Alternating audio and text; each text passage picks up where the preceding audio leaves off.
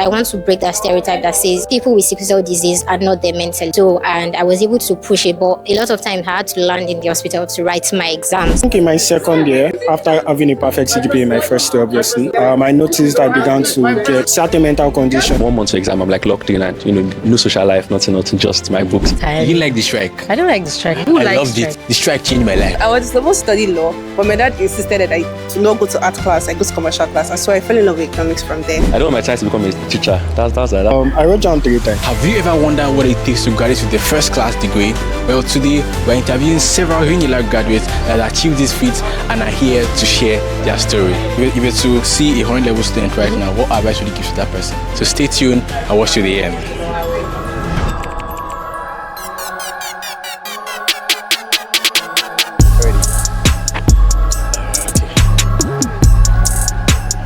Hello there. Hi. Good morning. What's your name? Ayemi. And you? Right, you guys are from Unilag, yeah? Yeah. So if you do mind, if I, ask you guys a few questions. Okay. Right, interesting. Can you tell me about your course of study and, what you guys graduated with? Okay, I studied mass communication and I graduated with a 4.67. And I also studied mass comm. I graduated with a 4.66. Comfort to June, 4.67. You, Daniel Lawyer.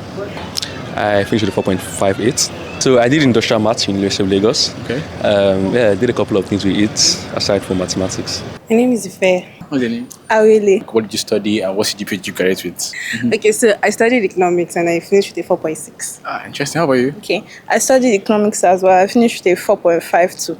My name is Samuel Badikale.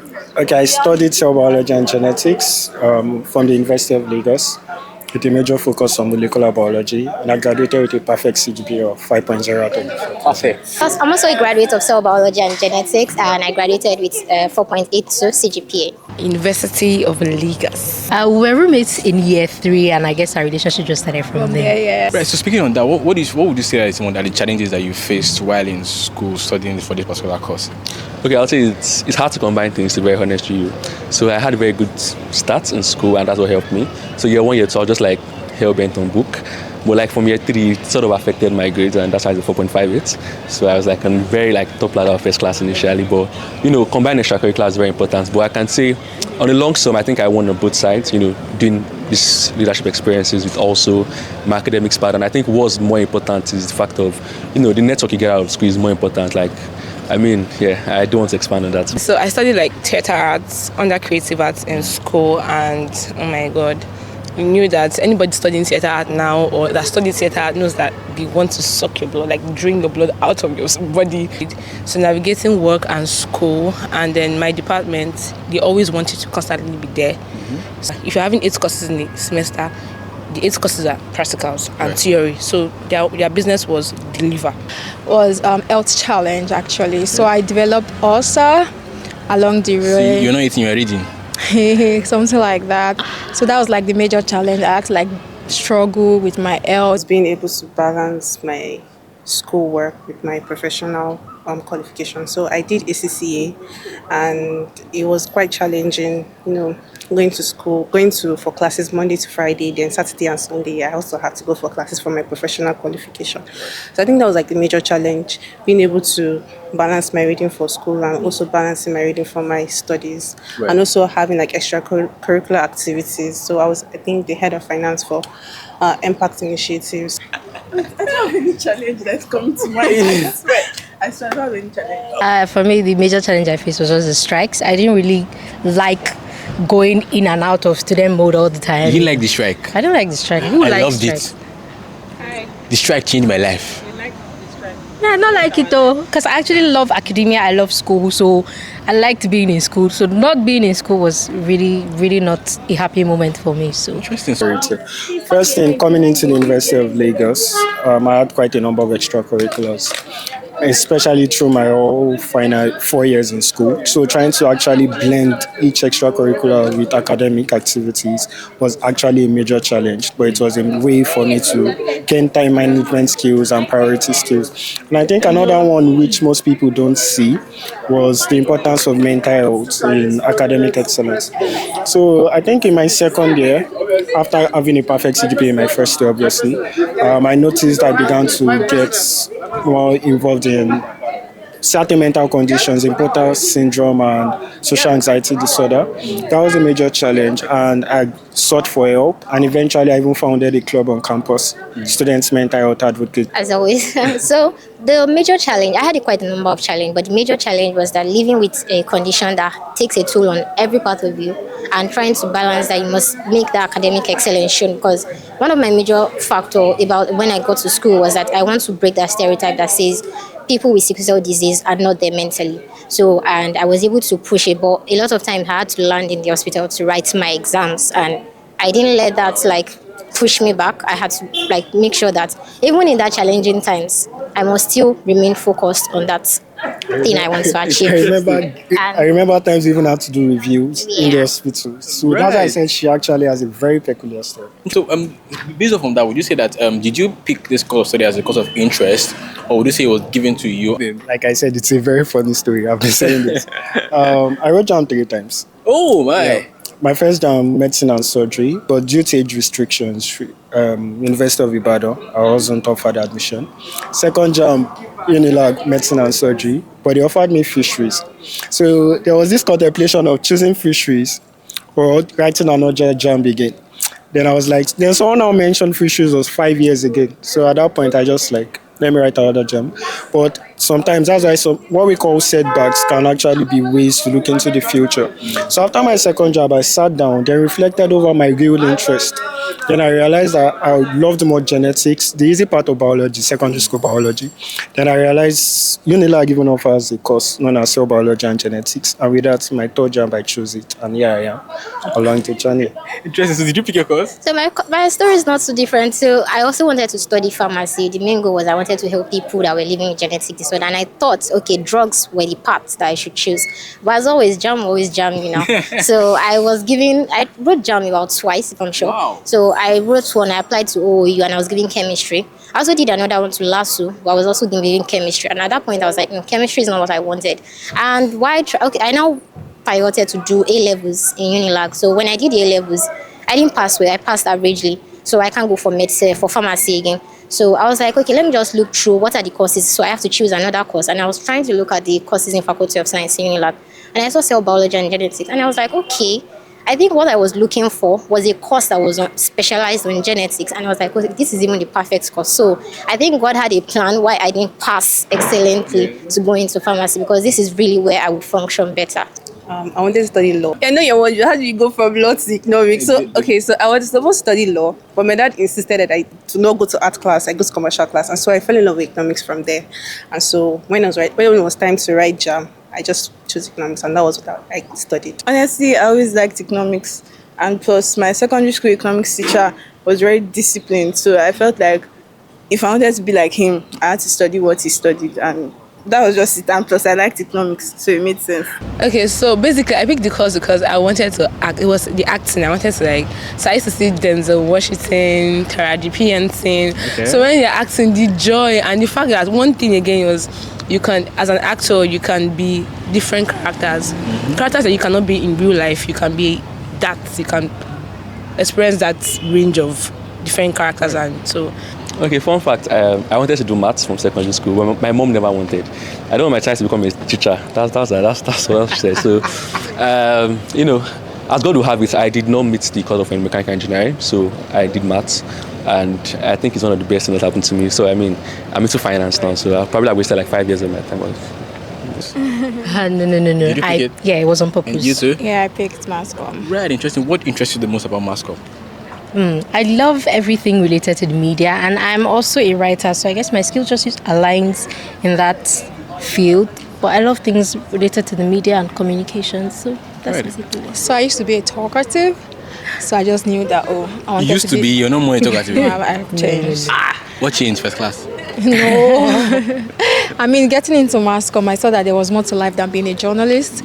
So I saw that they were it could also be a proud major, that's public relations and advertising. So I mean, I found my interest in that, and then I'm a brand and communication strategist now, so I'm no more a journalist. No, that is cool. Right, and there's this whole myth, about first class guy not having a social life. Okay. First, if I'm going to ask, do you have a social life? And secondly, on a scale of 1 to 10, how would you rate your social life? Okay, yeah, thank you for that question. So, 1 year I didn't have a social life. Year 3, I was trying, but year 4, I mean, I was a freshman at that point, so I had to like show up more. I had to socialize a lot, and I can say it's one of the best things that happened to me. So my year 4, I did a couple of parties, and I did love church also. You find me at chapel most times. Oh, you were balanced. I think okay for year 1, year 2, obviously I didn't have social life, but year 3 during the strike and that stuff, I think I changed. Yeah. So my definition of social life is not the regular going to parties. So my social life, I just made connections with people. Like I was the vice president of the Cell Biology and Genetics Student Association, the ex-vice president, sorry. And I also ran a foundation while also still in school and made connections with different people. So I feel like that alone, building that relationship is what I see as connecting with other people socially. I think I think it's subjective. I mean, like, I would say I have a social life. Everybody has a social life. I mean, you interact with people, right? So everybody has social life. So yeah, I mean, on a scale of 1 to 10, I'll say a 6.5. All right. How are you? I would say like an 8. I have a very active social life actually. And did it affect your academics in any way? No. I don't think they have anything to do with each other. Like I don't see the distraction there. It's just learning to prioritize. Yeah, I agree with that. That's not true. I think it's not a good way to see things now. It's not good to have that kind of opinion. It's very narrow-minded because fun is very subjective. You know, what I say as fun may not be what you say as fun. So people have called me boring for loving to stay in my room and watch a movie, read a novel. But still, it doesn't mean. How are you? Yeah, I mean, right from my 100 level, I had always been involved in student governance and the rest of that. So, yeah, so I was everywhere. And then, I mean, I stayed at the first class. On a scale of 1 to 10, how would you rate your social life? Me personally, or is it because I say I like reading my book that you're asking me that question? I'll ask both of you. Okay, yeah. So let's start with you. On a scale of 1 to 10, how would you rate your social life? I'll give it a good 7. I'm comfortable with where it is right now, so I'll give it a good 7. And how about you? I'll settle for average or just 5. I'm not a social butterfly. If you're 5, me, I'm not what? I mean, I go for social because I just have to, not because I want to. Oh, right. Like I would say, it depends on what we call social life. Some people see social life as partying, going to clubs. I might not have done quite a number of that. Maybe in my final year weeks, we attended quite a number of Owambes and the likes. But I actually had impactful social interactions. Like I said, I founded a club.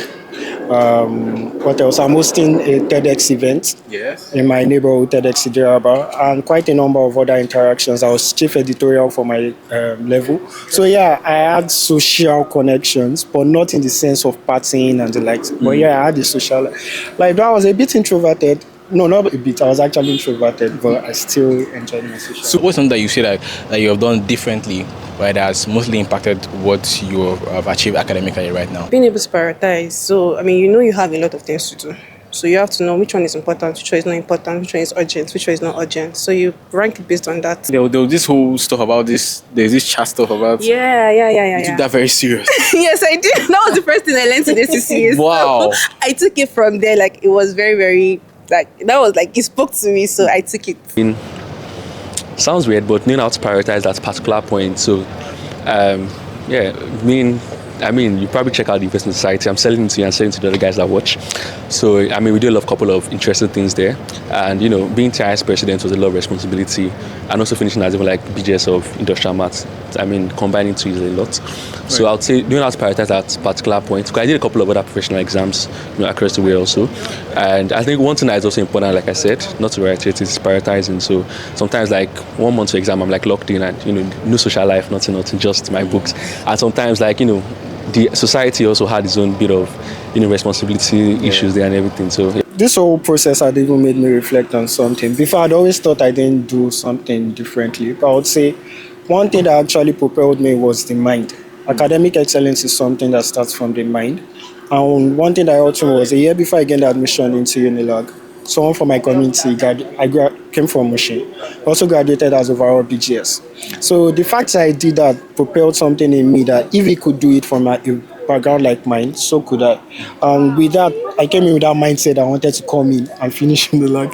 So technically, I came into mindset to have a perfect CGPA. So interaction with later, I realized that was quite unique. Not quite a number of students actually come in with that mindset of having a perfect CGPA. So that was something I would say was peculiar, was my driving force. I can't say reading. A lot of people read. I can't say this. Pretty much the same. Prioritizing, just having discipline, knowing that includes classes, honestly, knowing which class to go for and which one not to go for. Because some So first you skip class. yes, some are honestly a waste of your time. So just knowing what to go for and what not to go for, and just prioritizing your time management. God factor, number one, and power of choice. Unilag, of course, we all know that Unilag is a very lively school where you have a lot of parties, events, church events, parties, and all that. Well, The party's part, man. the parties is crazy. But you just have to, God, like I said, God and your spirit working in you, and you have to navigate between, if I go for this party and if I do this right now, which would pay me better? Oh, right now, if I go for this party, it's just self-gratification at that moment. Can you ask her first? Because Okay. what Oh, is it my answer different? is as if I want to brag. Say it. That is you. Say it. Not to brag or not to be arrogant or anything, to but brag.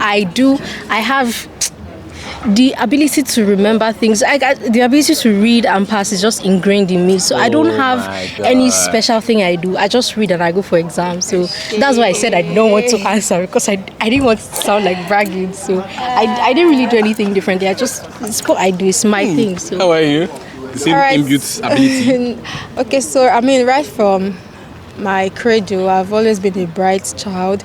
So I was not even surprised coming to the University of Lagos and then finishing with a first class. Maybe I associated myself with the right kind of friends, because out of the 18, I mean, we were among the 18 first class graduates from the Department of Mass Comm, just 18 females. Yes. And then, I mean, most of them are my friends. So, I mean, I think my association was very important to me, and that was what really helped me and then made me achieve this faith. Right. Speaking on that, I would say what I did differently was setting my priorities right. So right from time, my dad will always say that you are here. School is just a limited number of time. So your schooling is your primary focus. So you can do every other thing. I can support you on every other thing, but always remember that school is your primary goal. So if you can do well in that without in that short period of time, 4 years, that's it. what's more like the major distraction that you had, while doing your course of study, and how would you say you overcame them? I don't think I had anything that would really distract me, because Say the same for yourself. I don't think I had anything that really distracted me. I know what I'm going for, so I just go for it. Really, prioritize. I schedule my breaks. Now that is the most first class thing I've seen. It's the most first class thing I've seen. Right. I schedule my breaks, so I mean, I know, okay, this is the time to like have fun and play, and then when it's time to read, you read. So the truth is, my first class, I didn't put it to my mind that I want to graduate in first class. I just knew I wanted to graduate with a good grade, and that was what I was aiming for. Trying just anything out. Right. Yeah, so I could have been more. I could have been more calculated actually for trying things out. So I did a couple of other things, like I joined a few societies in school also that was not worth my time, if I can put it that way. So I think the best thing I could have done was knowing, before jumping into something, knowing, okay, what's in for me? They're like, am I going to learn from this? Am I going to meet people from this? Like having the end goal in mind, I think is something very important. So. That's right. We're going to say something like, I'm very sure that during the course of study, there were some sort of like distractions during the way. Would you say, what were some of the distractions you feel like you faced, and perhaps how did you overcome it? The way I was smiling, I think I know what you want to say. okay. Ting. You know how much of a thing. When I was in year one, I just new to school, so I was distracted by man. I just knew it. I knew it. In fact, for the first time, that was the first time I had a C, first and only time I had a C in any course. So that really threw me off balance, the whole relationship. But I was able to bounce back. On the extracurriculars, that's where the whole essence of priorities come in, setting boundaries and the likes. The extracurricular, right? I was also running a business on the side, but one thing I always say is, whenever it's time for exam, once it's 2 weeks to exam, I'm stopping anything business, so I can focusing on everything education, trying to finish up my syllabus and make sure that I pass the exam, because obviously the business is not running away. I can always come back to it, and whatever sales I can make in that within that 2 periods will be counted for by making an A in my exam. So I love that. I love that. How are you? All right, so I think the major distraction for me, which I will not say is a distraction, but having to work multiple jobs while also schooling. So I mean, I was just using one leg to hold myself that you cannot afford to. But yeah, that was it. No, most people have said most of their distractions were like sort of like on the romantic side, like romantic relationship. Would you say you were involved in that, and was it a major distraction for you if you were? I was in a relationship while I was in school, but I made it clear to him then, like my ex right now, because I am single. Okay, so you knew that when you cannot use a relationship to come and stop my academics. So I always want to give excellence in whatever I do, like always excellent effort into it. So if it was time for a relationship, I would give you that time. But if it's time for studies exam, I will let you know that I'm a very communicative person. I let you know that at this period, you know that it's exam. I cannot I cannot do this. It's time for schoolwork. I cannot do this. So yeah, I don't think any romantic connection or relationship would actually affect your grade if you know what you're doing. They mentioned inside the hall, be selective about who you associate with. So if you know someone is distracting you, obviously get rid of that distraction. If that person is not impacting in your life that positively, then get rid of that. Let me not say get rid of that person, but like you don't associate so much with that person basically. Yeah, actually, because I have a friend. I mean, she had a 7 years relationship. Whoa! Even though it's broke, but then at least it broke almost after school, and then she finished with the first class. So I don't think, and I know people that actually have good relationship, and then it didn't even affect their grade. So it depends on you. I mean, you carry you carry your load by yourself. Prioritizing. I don't see how it affects. Do you also schedule breaks with your romantic? Well, I mean, if you have exams, I don't think you'll be going on dates. You know what's important? Oh, you have classes. I don't think you'll be going on dates that time. Fair so, the truth is, whoever you're with will know that you're doing something. Right. So he too will also understand that, okay, or she too will also understand that at this time, this person is not available. You can't expect me to come and meet you for this when I'm having class or when I'm preparing for an exam. That cannot work. Can I skip that question? I didn't have a relationship in school, so I can't say. Relationship. That's what I said. All right. Your last question. But it depends on the person actually. It's contextual. If your partner is someone that helps you grow, it may not be a distraction to you guys. But if it's someone that sees that you have to satisfy them, well, regardless of whatever activities you have going on, so it might affect you. Just have an understanding partner.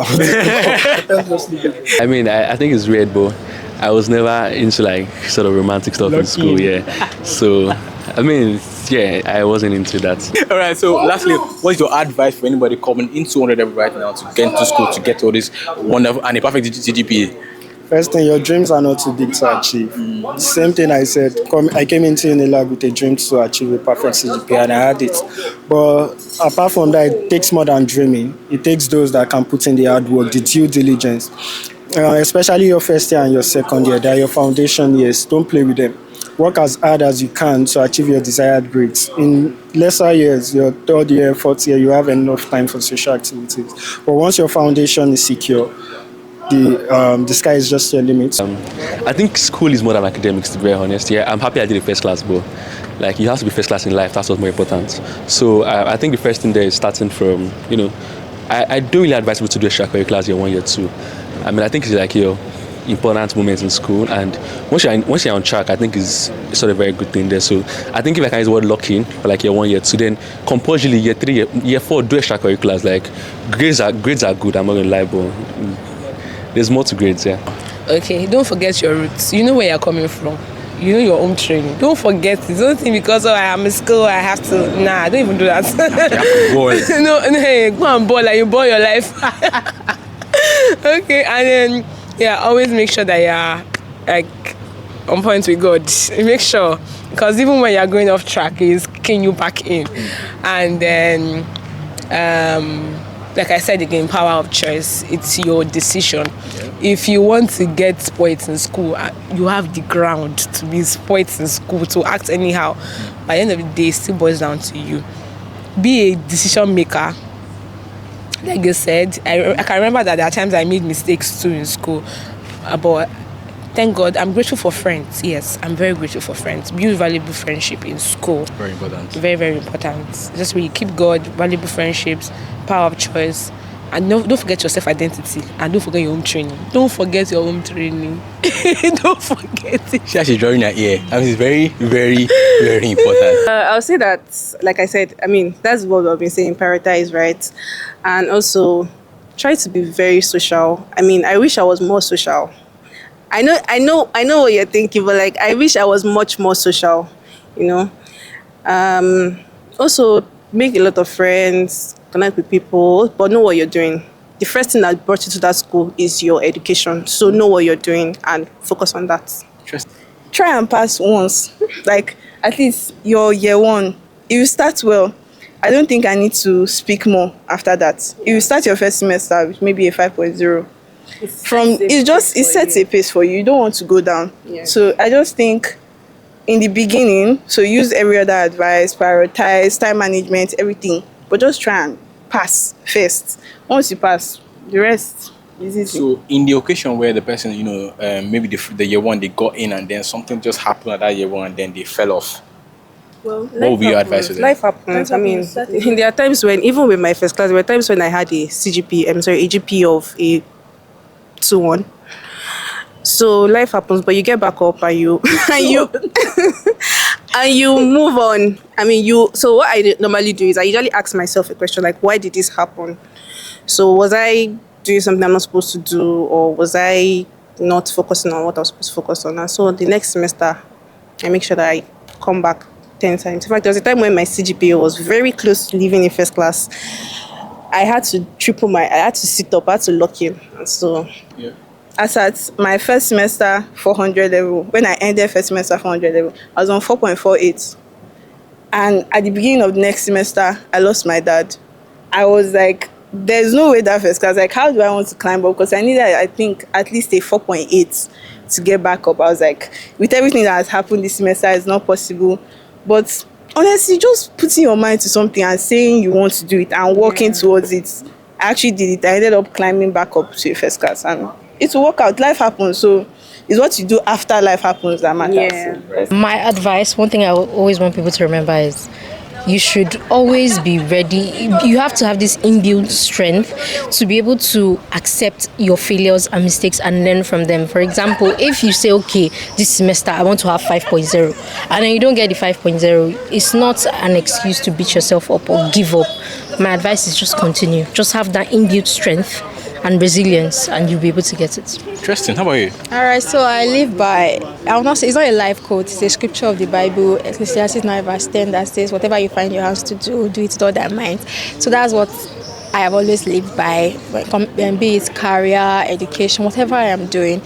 So my advice to you guys is that whatever you find your hands to do it like your life depends on it, and do it like you are doing it for yourself, because at the end of the day, you are all that matter at the end. I mean, if you fail, everybody will leave you, and if you win, everybody, I mean, so it still boils down to yourself. So just do things to make yourself happy. So while you are schooling, also have other goals that you are working towards that would connect you to that path that you want to be in the future. So don't just school and just let the school go like that. Also let the school pass through you.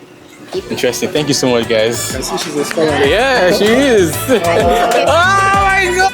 From the mouth of first class graduate to your ears. I love you. Thank you. All right, then. Thank you so much. What's the name again? Uju. I want to be like her when I grow up.